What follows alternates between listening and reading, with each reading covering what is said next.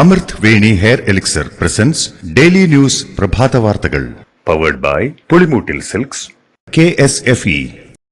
ഈ ആണുങ്ങൾക്ക് മാത്രം എന്താ ഇത്ര അധികം നെറ്റ് കെയറിലും ഹെയർ ലോസ് ഒക്കെ ഉണ്ടാവണേ? ആണുങ്ങളുടെ ഹെയർ ലോസിന്റെ മേജർ റീസൺസ് തന്നെ ഡിഫറെന്റ് ആണ്. സ്കാൽപ്പിലുള്ള 5 ആൽഫ റിഡക്ടേസ് എന്ന എൻസൈം നിങ്ങളുടെ ഹോർമോണുമായി ചേർന്ന് ഹെയർ ഫോളിക്കിൾസിനെ ചുരുക്കുന്നു. Amrit Veni hair elixir for men use ചെയ്യൂ. പുരുഷന്മാർക്ക് വേണ്ടി ബയോടെക്നോളജി പ്രകാരം പ്രത്യേകം ഡെവലപ്പ് ചെയ്തത്. നമസ്കാരം, ഞാൻ ഷാജി പത്മനാഭൻ. ഡെയിലി ന്യൂസിന്റെ പ്രഭാത വാർത്തകളിലേക്ക് സ്വാഗതം. ഇന്ന് സെപ്റ്റംബർ 29 ഞായറാഴ്ച. ഹിസ്ബുല്ല നേതാവ് ഹസൻ നസ്രല്ല കൊല്ലപ്പെട്ടതായി ഹിസ്ബുല്ല സ്ഥിരീകരിച്ചു.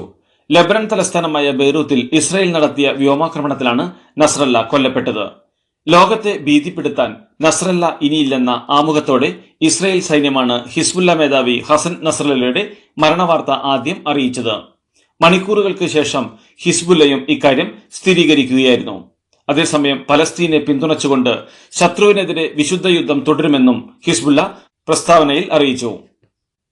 ഹസൻ നസ്രല്ലയുടെ കൊലപാതകം മധ്യപൂർവ്വദേശത്തെ ശക്തി സന്തുലനം മാറ്റിമറിക്കാൻ സാധ്യതയുള്ള ചരിത്ര മുഹൂർത്തമാണെന്നാണ് ഇസ്രായേൽ പ്രധാനമന്ത്രി ബെഞ്ചമിൻ നെതന്യാഹു പറഞ്ഞത്. നസ്രല്ല ഒരു തീവ്രവാദിയായിരുന്നില്ല, അയാളായിരുന്നു തീവ്രവാദിയെന്നും എന്നാൽ വരാനിരിക്കുന്നത് വെല്ലുവിളി നിറഞ്ഞ ദിവസങ്ങളായിരിക്കുമെന്നും ബെഞ്ചമിൻ നെതന്യാഹു മുന്നറിയിപ്പ് നൽകി. ഹിസ്ബുള്ള മേധാവി ഹസൻ നസ്രല്ലയെ ഇസ്രായേൽ വധിച്ചതിന് പിന്നാലെ സുരക്ഷ പരിഗണിച്ച് ഇറാന്റെ പരമോന്നത നേതാവ് അയാത്തുള്ള ഖമേനിയെ രഹസ്യ കേന്ദ്രത്തിലേക്ക് മാറ്റി.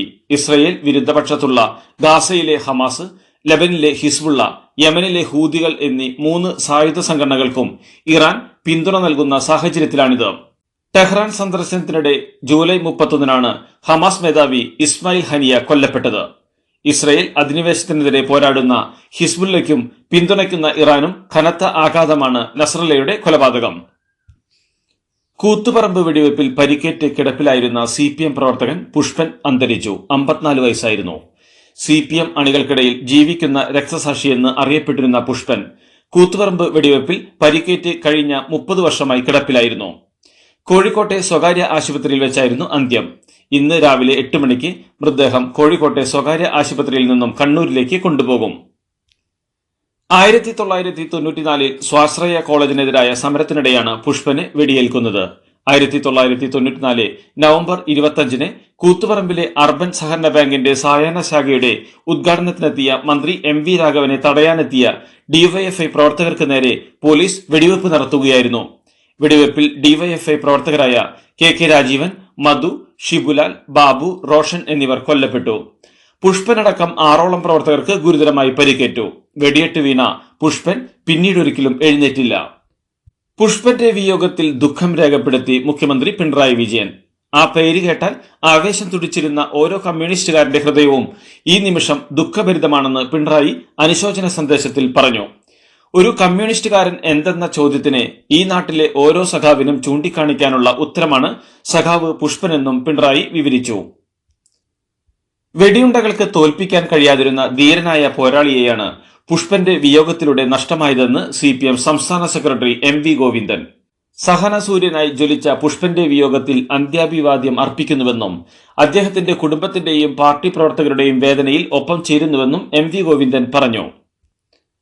പുഷ്പന്റെ വിയോഗത്തിൽ അനുശോചിച്ച് CPM പുഷ്പന് മരണമില്ലെന്നും തളരാത്ത മനോവീര്യത്തോടെ പ്രസ്ഥാനത്തിനോടുള്ള അടങ്ങാത്ത കൂറും പ്രതീക്ഷയും അവസാനം വരെ നെഞ്ചിൽ സൂക്ഷിച്ച പുഷ്പന്റെ അമരസ്മരണ ലക്ഷക്കണക്കിന് സഖാക്കളിലും അനുഭാവികളിലും ജനാധിപത്യ വിശ്വാസികളിലും ഇനി അണയാത്ത ജ്വാലയായിരിക്കുമെന്നാണ് CPM വാർത്താക്കുറിപ്പിലൂടെ പറഞ്ഞത്.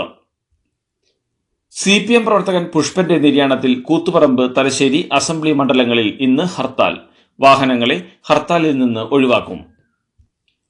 യുക്രൈനിലെ ഡോണസ്കിൽ ഡ്രോൺ ആക്രമണത്തിൽ കൊല്ലപ്പെട്ട തൃശൂർ സ്വദേശി സന്ദീപ് ചന്ദ്രന്റെ മൃതദേഹം ഇന്ന് വീട്ടിലെത്തിക്കും. പുലർച്ചെ 3 മണിക്ക് എമിറേറ്റ്സ് വിമാനത്തിൽ നെടുമ്പാശ്ശേരി വിമാനത്താവളത്തിൽ എത്തിക്കുന്ന ഭൗതിക ശരീരം നോർക്ക പ്രതിനിധി ഏറ്റുവാങ്ങും. നോർക്ക CEO അജിത് കോളശ്ശേരിയാണ് ഇക്കാര്യം അറിയിച്ചത്. നിലമ്പൂർ MLA PV അൻവറിന്റെ രാഷ്ട്രീയ വിശദീകരണ യോഗം ഇന്ന്. നിലമ്പൂർ ചന്തക്കുന്നിൽ വൈകുന്നേരം 6:30 അൻവർ യോഗം വിളിച്ചിരിക്കുന്നത്.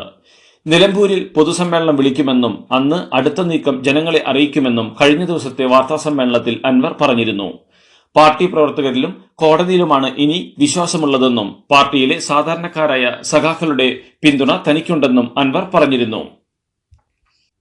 ആലുവ സ്വദേശിയായ നടിയും അഭിഭാഷകനും ബ്ലാക്ക്മെയിൽ ചെയ്തെന്ന പരാതിയുമായി നടനും സംവിധായകനുമായ ബാലചന്ദ്ര മേനോൻ. നടിക്കെതിരെയും ഇവരുടെ അഭിഭാഷകനെതിരെയും സംസ്ഥാന പോലീസ് മേധാവിക്കാണ് ബാലചന്ദ്ര മേനോൻ പരാതി നൽകിയിരിക്കുന്നത്. ബാലചന്ദ്ര മേനോൻ നൽകിയ പരാതിയിൽ പ്രതികരിക്കാനില്ലെന്ന് നടി. താൻ നൽകിയ പരാതികളിൽ വ്യക്തമായ തെളിവുകളുണ്ടെന്നും നടി വ്യക്തമാക്കി.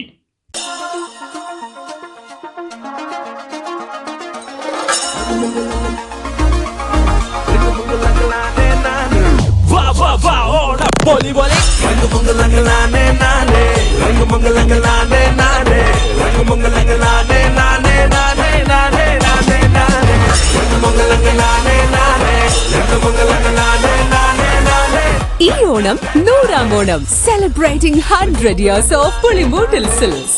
രാജ്യമൊട്ടാകെ ആഘോഷിക്കുന്ന പൂരമാണ് ഈ തെരഞ്ഞെടുപ്പ് കാലത്ത് ക്രിമിനൽ ഗൂഢാലോചന കാരണം തകരാറിലായതെന്ന് വി.ഡി. സതീശൻ. പൂരത്തിന് 3 ദിവസം മുമ്പ് പോലീസ് യോഗം ചേർന്നപ്പോൾ ആരോപണ വിധേയനായ കമ്മീഷണർ പൂരം നടത്തിക്കാൻ ഒരു പ്ലാൻ കൊണ്ടുവന്നിരുന്നു. എന്നാൽ പൂരം നടത്താനുള്ള പ്ലാനല്ല, പൂരം കലക്കാനുള്ള പ്ലാനാണ് ADGP കൊണ്ടുവന്നതെന്നും വി.ഡി. സതീശൻ പറഞ്ഞു. 70ാമത് നെഹ്റു ട്രോഫി വള്ളംകളിയിൽ കപ്പടിച്ച് പള്ളാതുരുത്തി ബോട്ട് ക്ലബിന്റെ കാരിച്ചാൽ ചുണ്ടൻ. തുടർച്ചയായി 5ാം വർഷവും പൊൻകിരീടം സ്വന്തമാക്കി പള്ളാതുരുത്തി ബോട്ട് ക്ലബ് ചരിത്രമെഴുതിയിരിക്കുകയാണ്. ഫോട്ടോ ഫിനിഷിലാണ് കാരിച്ചാൽ വിയ്യപുരം ചുണ്ടനെ മറികടന്നത്. അതേസമയം ചാമ്പ്യൻസ് ബോട്ട് ലീഗ് നടത്തുമെന്നും ഇതുമായി ബന്ധപ്പെട്ട ചർച്ചകൾ നടക്കുകയാണെന്നും ടൂറിസം മന്ത്രി മുഹമ്മദ് റിയാസ് പറഞ്ഞു. ഉപഭോക്താക്കൾക്ക് മെച്ചപ്പെട്ട സേവനം പ്രദാനം ചെയ്യുകയെന്ന ലക്ഷ്യം പ്രഖ്യാപിച്ച് KSEB ഗാന്ധി ജയന്തി ദിനമായ ഒക്ടോബർ 2 ഉപഭോക്തൃ സേവന ദിനമായും തുടർന്നുള്ള ഒരാഴ്ചക്കാലം ഉപഭോക്തൃ സേവന വാരമായും ആചരിക്കാൻ തീരുമാനിച്ചതായി KSEB അറിയിച്ചു. ഇതിന്റെ സംസ്ഥാനതല ഉദ്ഘാടനം ഒക്ടോബർ 2 രാവിലെ വൈദ്യുതി വകുപ്പ് മന്ത്രി K. കൃഷ്ണൻകുട്ടി നിർവഹിക്കും. വഖഫ് ബോർഡ് ബില്ലിന്മേൽ 2 പ്രമുഖ ക്രിസ്ത്യൻ സംഘടനകൾ പാർലമെന്ററി കമ്മിറ്റിക്ക് സമർപ്പിച്ച നിവേദനങ്ങളെ താൻ സ്വാഗതം ചെയ്യുന്നുവെന്ന് BJP നേതാവ് രാജീവ് ചന്ദ്രശേഖർ. ക്രൈസ്തവ സമുദായത്തിൽപ്പെട്ട നിരവധി പേർ നിയമപരമായി വാങ്ങി പരിപോഷിപ്പിച്ച ഭൂമിക്കുമേൽ വഖഫ് ബോർഡുകൾ അന്യായമായി അവകാശവാദം ഉന്നയിക്കുന്നുവെന്ന് അവരുടെ നിവേദനങ്ങൾ തന്നെ വെളിപ്പെടുത്തുന്നുവെന്ന് അദ്ദേഹം എക്സിൽ കുറിച്ചു. നടൻ സിദ്ദിഖ് 4 ദിവസം മുമ്പ് വരെ കൊച്ചിയിൽ ഉണ്ടായിരുന്നതായി രേഖകൾ പുറത്ത്. സുപ്രീം കോടതിയിൽ നൽകാനുള്ള രേഖകൾ അറ്റസ്റ്റ് ചെയ്തത് ഹൈക്കോടതിക്ക് തൊട്ടടുത്തുള്ള നോട്ടറിയിൽ എത്തിയാണെന്നാണ് റിപ്പോർട്ടുകൾ. എന്നിട്ടും പോലീസ് പ്രതിയെ പിടികൂടിയില്ലെന്നും ആരോപണമുണ്ട്. ദേശീയ ഡാം സുരക്ഷാ അതോറിറ്റിയെ കക്ഷി ചേർക്കണമെന്ന് ആവശ്യപ്പെട്ട് മുല്ലപ്പെരിയാർ അണക്കെട്ടുമായി ബന്ധപ്പെട്ട കേസിൽ സുപ്രീം കോടതിയിൽ അപേക്ഷ. മുല്ലപ്പെരിയാർ അണക്കെട്ടിന്റെ സുരക്ഷ സംബന്ധിച്ച് ഹർജി നൽകിയിരുന്ന കോതമംഗലം സ്വദേശി ഡോക്ടർ ജോസഫാണ് സുപ്രീം കോടതിയിൽ പുതിയ അപേക്ഷ ഫയൽ ചെയ്തത്. അണക്കെട്ടിന്റെ സുരക്ഷ ഓരോ ദിവസവും വിലയിരുത്താൻ ദേശീയ ഡാം സുരക്ഷാ അതോറിറ്റിയോട് നിർദ്ദേശിക്കണമെന്നും അപേക്ഷയിൽ ആവശ്യപ്പെട്ടിട്ടുണ്ട്. CPM മലപ്പുറം ജില്ലാ സെക്രട്ടറി EN മോഹൻദാസിനെതിരെ ഗുരുതര ആരോപണങ്ങളുമായി PV Anwar MLA. EN Mohandas മുസ്ലിം വിരോധിയാണെന്നും മുസ്ലിം മാനേജ്മെന്റിന് കീഴിലെ എയ്ഡഡ് വിദ്യാഭ്യാസ സ്ഥാപനങ്ങൾക്ക് MLA ഫണ്ടിൽ നിന്നും പണം അനുവദിച്ചപ്പോൾ മോഹൻദാസ് തന്നെ താക്കീത് ചെയ്തുവെന്നും അൻവർ ആരോപിച്ചു. PV അൻവറിന്റെ ആരോപണം പുച്ഛത്തോടെ തള്ളുന്നുവെന്ന് CPM മലപ്പുറം ജില്ലാ സെക്രട്ടറി EN മോഹൻദാസ്. മുസ്ലിം പ്രീണനമാണ് അൻവർ നേരത്തെ ആരോപിച്ചിരുന്നതെന്ന് EN മോഹൻദാസ് പറഞ്ഞു. മുസ്ലിം വിഭാഗത്തെ CPMന് എതിരാക്കാനാണ് ശ്രമമെന്നും EN മോഹൻദാസ് മാധ്യമങ്ങളോട് പ്രതികരിച്ചു. PV അൻവർ MLAക്കെതിരായ CPM പ്രതിഷേധം മലപ്പുറം ജില്ല കടന്ന് മറ്റു ജില്ലകളിലേക്കും. ഇന്നലെ എറണാകുളം ജില്ലയിലെ കവളങ്ങാട്, പറവൂർ ഏരിയ കമ്മിറ്റികളാണ് പ്രതിഷേധ പ്രകടനം നടത്തിയത്. ചെങ്കൊടി തൊട്ട് കളിക്കേണ്ട എന്ന മുദ്രാവാക്യം ഉയർത്തിയാണ് കൊച്ചിയിലും പ്രതിഷേധം അരങ്ങേറിയത്. നിലമ്പൂരിൽ PV അൻവറിനെതിരെ കൊലവിളി മുദ്രാവാക്യവും പ്രകടനവും നടത്തിയ സംഭവത്തിൽ പോലീസ് കേസെടുത്തു.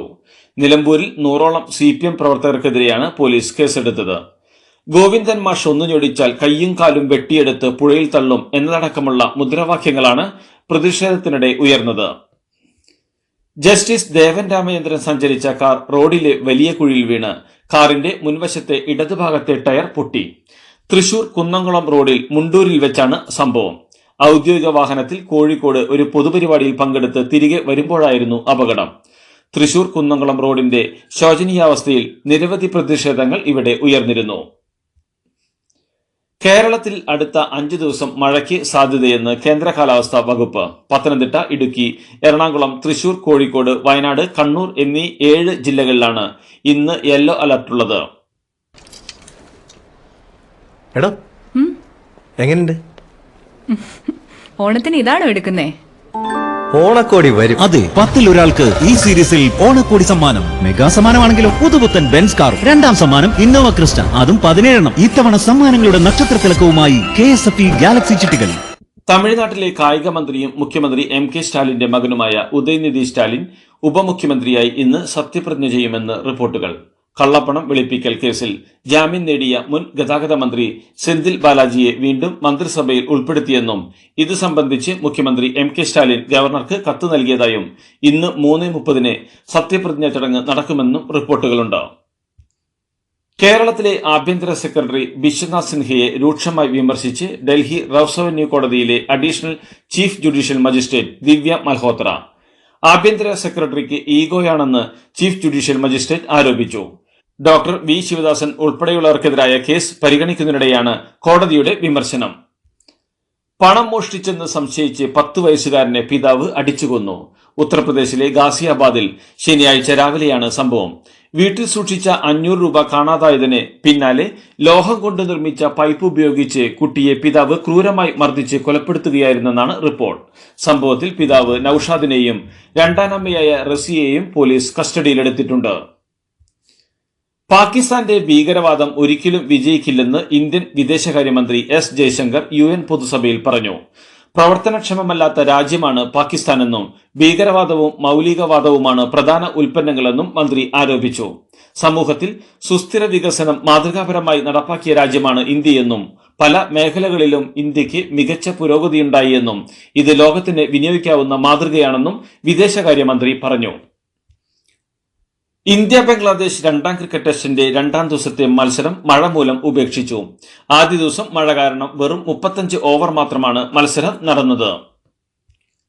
ബംഗ്ലാദേശിനെതിരായ 2020 പരമ്പരയ്ക്കുള്ള ഇന്ത്യൻ ടീമിൽ വിക്കറ്റ് കീപ്പറായി മലയാളി താരം സഞ്ജു സാംസണും സൂര്യകുമാർ യാദവ് നയിക്കുന്ന ടീമിൽ മായങ്ക് യാദവ്, ഹർഷിത് റാണ, നിതീഷ് കുമാർ റെഡ്ഡി എന്നിവർ പുതുമുഖങ്ങളാണ്. ഒക്ടോബർ 6, 9, 12 എന്നീ ദിവസങ്ങളിലാണ് മത്സരങ്ങൾ.